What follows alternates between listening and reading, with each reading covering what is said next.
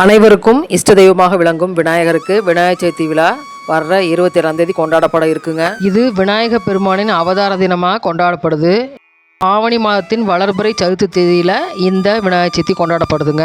அன்றைய தினம் களிமண்ணால் செய்யப்பட்ட விநாயகர் சிலைகளை நிறுவி அவற்றை வணங்கி சிறப்பு பூஜைகள் செய்து நம்ம வழிபடுறோம்.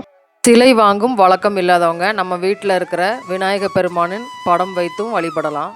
களிமண் விநாயகரை வச்சு பூஜை செய்கிறப்போ அன்றைய தினம் பூஜை செய்யும் இடத்துல நம்ம தலைவாழை இலை போட்டு அதுக்கு மேலே பச்சரிசியை பரப்பி அதுக்கு மேலே நம்ம வாங்கி வச்சுருக்கிற களிமண் விநாயகரை வச்சு அவருக்கு சந்தன குங்குமம்லாம் வச்சு அருகம்புல் எருக்கம்பு மாலை போன்றவற்றெல்லாம் சாத்தணுங்க.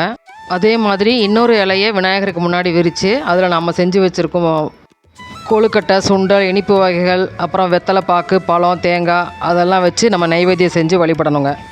விநாயகர் பூஜை செய்கிறப்ப விநாயகர் 108 போற்றி மற்றும் விநாயகர் அகவல் படித்து பூஜை செய்யலாம்.